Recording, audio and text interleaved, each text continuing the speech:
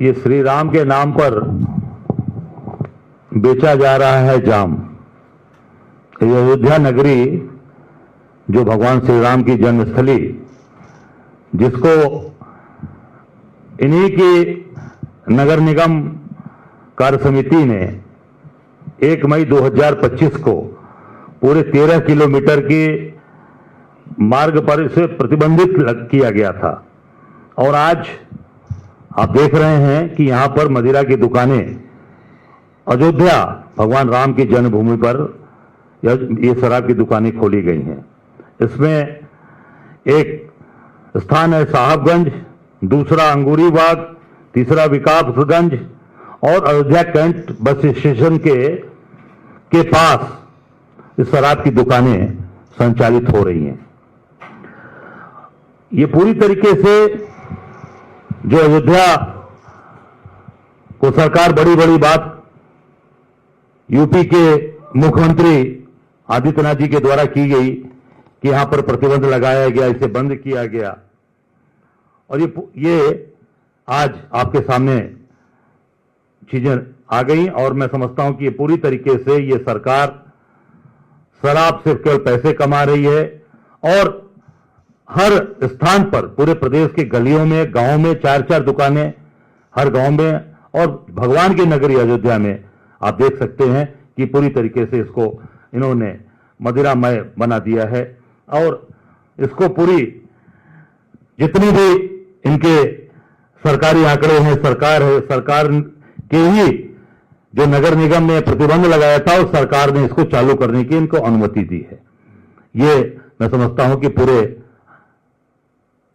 अयोध्या वासियों का और पूरे जो हिंदुत्व की बात करने वाली सरकार है, ये निश्चित तौर से सबके माथे पर कलंक है। ये आपके सामने आपने देखा ये पूरी प्रस्तुति थी जो सरकार अपने देशवासियों से और अपने सभी इस देश के जो हमारे साथी हैं, भाई हैं, उनसे पूरी तरीके से झूठ बोल रही है। सरकारी आंकड़े बनाम जमीनी सच्चाई महाकुंभ का आपने देखा, ये भयावह तस्वीर। इसमें जो सरकार ने अभी तक कोई आंकड़े जारी नहीं किए, अभी तक कोई आंकड़े नहीं जारी किए हैं।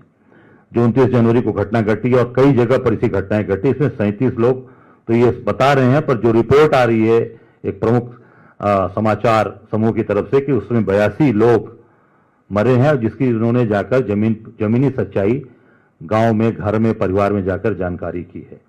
और इन्होंने 25 लाख रुपए दिए 36 लोगों को, 5-5 लाख रुपए दिए इन्होंने 26 लोगों को। और कौन दिया? राजस्व का कोई अधिकारी नहीं गया था वहां पर, पुलिस के लोग जाकर, और किस मद से इन्होंने पैसे दिए, और पुलिस को देने का अधिकार ही नहीं है। पैसा अगर देने का अधिकार सरकारी व्यवस्था में है तो वो डीएम या तहसील के लोग, एसडीएम, नायब तहसीलदार, तहसीलदार जाएगा, राजस्व को लग जाएंगे और पैसा जाकर देते हैं और उनसे सिग्नेचर कराते हैं। पुलिस कैसे गई थी? पुलिस किसके कहने से गई थी और किस तरीके से पुलिस ने जाकर लोगों को पैसे दिए और उनसे अंगूठे लगवाए और उनसे दस्तखत कराए? ये एक बड़ा प्रश्न है कि सरकार ने किस तरीके से पुलिस को वहां पर भेजा। और इसमें आप देख सकते हैं कि इसमें 19 लोग जिनका कोई उनका वारिस नहीं था, कोई उनको जिसको पैसे दे सकें, उसमें जो सबसे दुर्भाग्यपूर्ण है कि जो बीजेपी के वरिष्ठ नेता आदरणीय गोविंदाचार्य जो महासचिव रहे हैं, उनके छोटे भाई के.एन. वासुदेवाचार्य भी मरे। 19 लोगों में है ये, इनका भी कोई वारिस नहीं, और जिसको उसमें कोई भी पैसा, जो कि लाश बनारस गई थी, बनारस गई लाश, और वो लाश का जो दाह संस्कार हुआ के.एन. गोविंदाचार्य के छोटे भाई का, के.एन. वासुदेवाचार्य जी का, वो हरिश्चंद्र महाशमशान घाट है, हरिश्चंद्र घाट पर उनका हुआ। जो महिला उनके साथ रहती थी उन्होंने ये बात बताई है, और उन्हें भी कोई वारिस न मिलकर उनका भी लावारिस से दाह संस्कार किया गया। ये है भारतीय जनता पार्टी की असलियत। और जो अपने राष्ट्रीय नेता आदरणीय गोविंदाचार्य जी के सगे भाई को लावारिस और उनको उस तरीके से बनारस के अंदर जलाया गया। और इससे बड़ा दुर्भाग्य क्या हो सकता है देश का, देशवासियों का, जो अपने नेता के परिवार को ही उन्होंने उसका कोई वारिस नहीं बताकर उसको बिना वारिस के जलवा दिया गया काशी में।